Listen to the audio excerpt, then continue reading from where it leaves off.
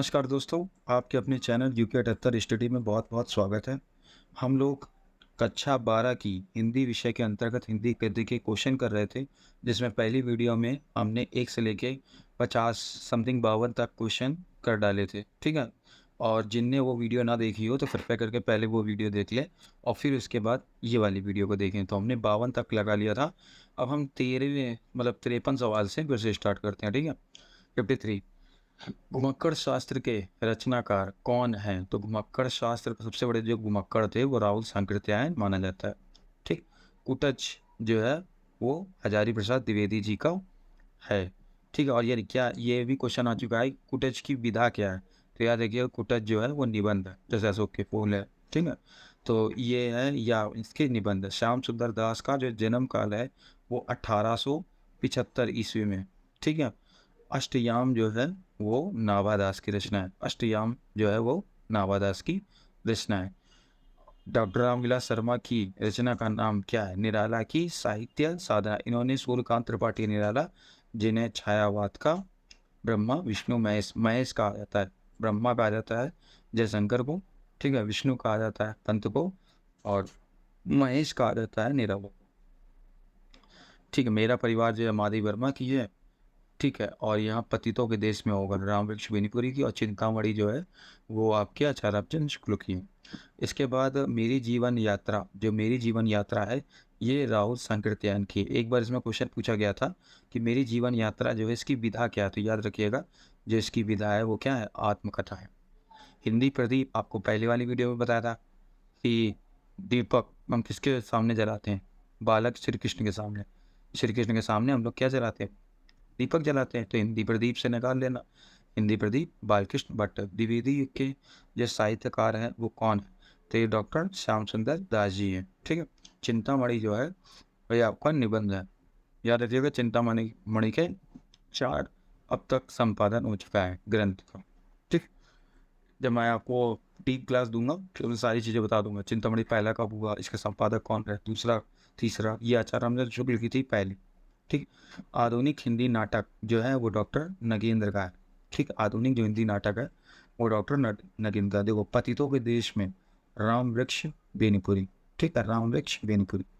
इनमें से कौन सी जीवनी है? अतीत के चलचित्र, चिंतावड़ी, आवारा मसीह। जहाँ आवारा मसीह अधिक जाए आप इसको लगा दीजिएगा। डॉक्टर संपूर्णानंद द्वारा प्रकाशित या संपादित पत्रिका कौन सी है? तो ये मर्यादा है, मर्यादा, ठीक है। भारतेंदु के सहयोगी जो लेखक हैं, भारतेंदु के जो सहयोगी लेखक माने जाते हैं वो बालकृष्ण भट्ट माने जाते हैं, बालकृष्ण भट्ट। चिंतामणि के जो रचनाकार है, चिंतामणि जो है वो आचार्य रामचंद्र शुक्ल की रचना है, मैंने अभी भी बताया था। दीपदान जो है वो एकांकी है। कक्षा 9 में जब आपने होगे तो आपने दीपदान पढ़ी होगी, अगर अभी भी बोर्ड्स हैं तो। और ये डॉक्टर राम कुमार वर्मा की है, ठीक है। वही डॉक्टर राम कुमार वर्मा जिन्होंने आदिकाल को संधि एवं चारण का नाम दिया, ठीक है। जो बच्चे आपको जानते हैं, मुझको जानते हैं, उनको पता होगा कि नामकरण कैसे दिए, ठीक। फिलहाल जिनको नहीं पता है तो जो हम डीप क्लास जब आपको देंगे आदिकाल की तो उसमें सारे नामकरण सारी चीज़ें खुद लिखें, ठीक। स्वामी दयानंद सरस्वती की जो रचना है वो है सत्यार्थ प्रकाश, आर्य समाज के थे। ये पुस्तक अभी भी मिल जाएगी आपको। हिंदी का प्रथम जो मौलिक उपन्यास माना जाता है, परीक्षा गुरु माना जाता है, लाला श्री निवास दास का, ठीक है। आगे क्वेश्चन बढ़ते हैं। 100 क्वेश्चन करेंगे, जैसे उसमें हमने 50 किए थे, तो ऐसे ही अगर एक पन्ने में 100 से ज़्यादा होंगे तो 100 कर देंगे, नहीं तो मोस्टली हम 100 ही करें, ठीक है। हिंदी गद्य खड़ी बोली के जो जन्मदाता माने जाते हैं वो भारतेंदु हरिश्चंद्र माने जाते हैं।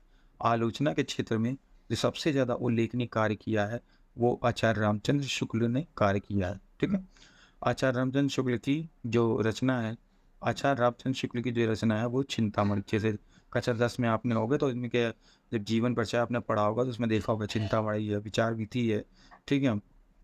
और इन्होंने अपने जीवन में एक कहानी लिखी थी 11 वर्ष का समय, इसके अलावा इन्होंने दूसरी कहानी नहीं लिखी। और इन्होंने मतलब सूरदास के ऊपर, तुलसीदास जी के ऊपर अपने विचारों को भी लिखा है। भाग्यवती जो है वो श्रद्धाराम फुल्लौरी की रचना है। महावीर प्रसाद द्विवेदी का जो जन्म काल है वो 1864 से 1938 तक का है, ठीक। काशी हिंदू विश्वविद्यालय में किस विभाग अध्यक्ष के बाद रामचंद्र शुक्ल हिंदी विभाग के अध्यक्ष हो गए थे? तो ये आपके थे श्याम सुंदर दास जी। ठीक है, इन्होंने यहाँ से छुट्टी ले ली थी। तब इसके बाद आचार्य रामचंद्र शुक्ल हिंदी विभाग के अध्यक्ष बन गए थे। काका कालेलकर जो है, इनका नाम आता है संस्मरण में। ठीक है, आप कक्षा 9th में जब रहे होगे तो आपने एक इनकी रचना पढ़ी होगी, निष्ठा मूर्ति कस्तूरबा। हजारी प्रसाद द्विवेदी को पद्म भूषण की उपाधि से कब सम्मानित किया गया? तो ये 1957 में इनको सम्मानित दिया गया। निम्नलिखित में से जीवनी है, तो ये कलम का सिपाही है। ठीक है, ये प्रेमचंद के ऊपर लिखी गई, उन्हीं के लड़के ने लिखा था, अमृता नाकर। ठीक है, और इसके बाद छायावादोत्तर युग का जो प्रारंभ माना जाता है वो 1938 से माना जाता है। ठीक है, और अरे यायावर रहेगा जो याद है, ये आपकी आगे की रचना है। ठीक, कौन सी रचना? हजारी प्रसाद द्विवेदी की नहीं है। तो नहीं है अशोक के फूल है, हिंदी साहित्य है, हिंदी साहित्य की भूमिका है, हिंदी काव्य धारा जो है वो नहीं है। ये किसकी है? ये रहो शंकराचार्य की। आदिकाल की रचना नहीं है। उक्ति व्यक्ति प्रकरण जो है वो उनकी है, ज्योतिषवर ठाकुर की। वर्ण रत्नाकर ज्योतिषीश्वर ठाकुर की है, और उक्ति व्यक्ति जो प्रकरण है वो दामोदर शर्मा की है। गोरा बादल की जो कथा है वो जटमल की है। राहुल वेल जो है वो रोड़ा नामक कवि की है।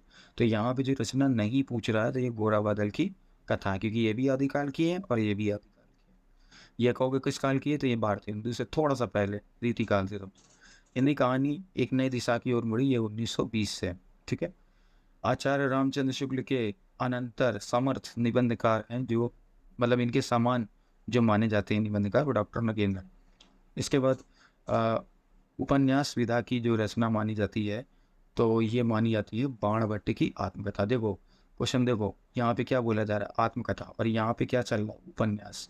ठीक है, तो यहाँ पे ये भी देखो कि उपन्यास किस क्या है, आत्मकथा। और यहाँ पे है भले ही उपन्यास, लेकिन यहाँ पे नाम क्या लिखा हुआ है इसका, आत्मकथा। और यह है किसकी? यह हजारी प्रसाद द्विवेदी की।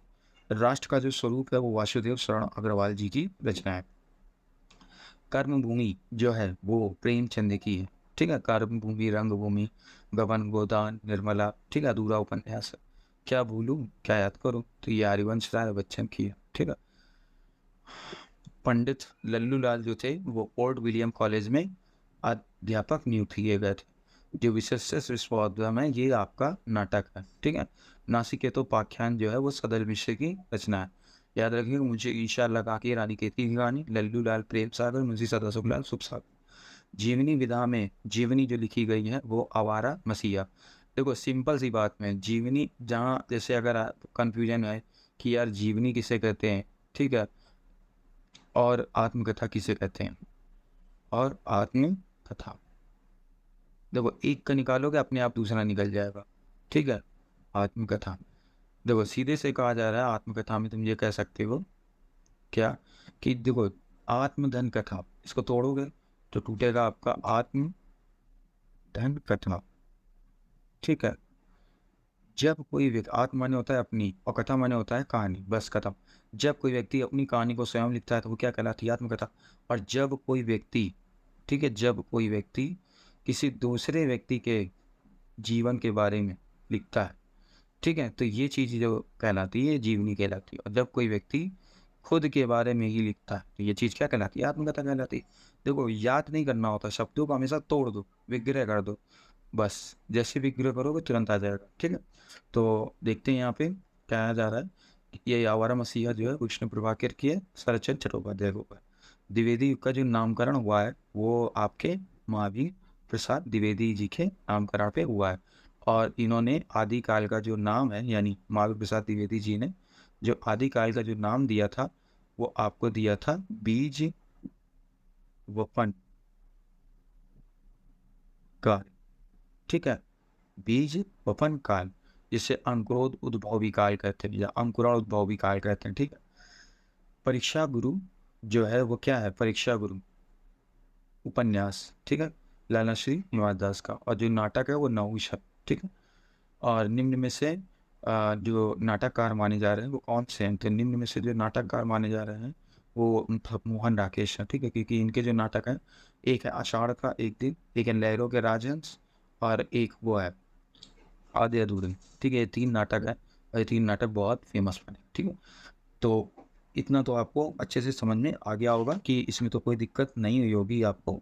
अब अगला जो क्वेश्चन पूछा जा रहा है वो ये है कि गिरती दीवारें के रचनाकार हैं। तो ये गिरती दीवारें हैं, गिरती दीवारों के जो रचनाकार हैं ये आपके उपेंद्र नाथ आष्के जी हैं। ठीक है। प्रजा हितैषी, प्रजा के हित का जो ख्याल रखते थे वो कौन रखते थे? राजा लक्ष्मण रखते थे। ठीक, ऐसे याद कर लीजिए।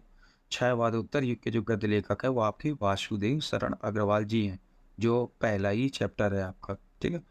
1957 में पद्म भूषण से जो सम्मानित हुए थे वो आचार्य प्रसाद द्विवेदी जी हुए थे। इसके बाद डॉक्टर संपूर्णानंद को मंगला प्रसाद पुरस्कार प्राप्त हुआ था छिद्दिलास पर। ठीक है। बेकन विचारमाला जो अनुदित, अनुदित का मतलब होता है ट्रांसलेट, ये एक भाषा से लिखा गया जो दूसरी भाषा में लिखते हैं इसको अनुदित कहते हैं। ठीक है। और ये है किसका? ये है महावीर प्रसाद द्विवेदी का।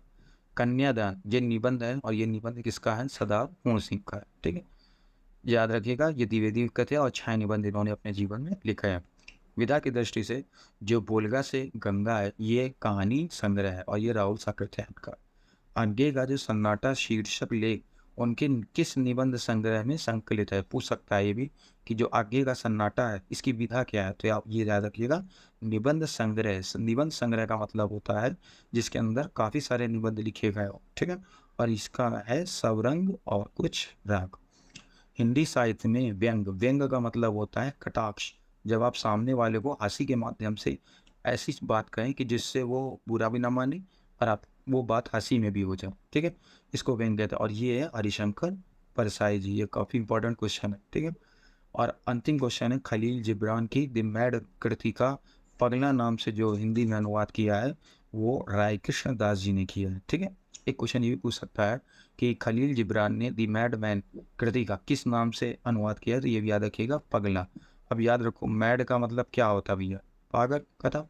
और ये किसने? राय कृष्ण दास जी ने। ठीक है। अब ये अगला पेज जा रहा है तो अगले पेज में हम लोग फिर अगली क्लास में वीडियो रखेंगे और आशा करते हैं कि आपको यहाँ तक समझ में आ गया होगा। अगर किसी कोई दिक्कत हो तो आप कमेंट कर दीजिएगा। फिर आज के लिए हम लोग इतना ही रखते हैं, मिलते हैं अगली क्लास में, तब तक के लिए धन्यवाद।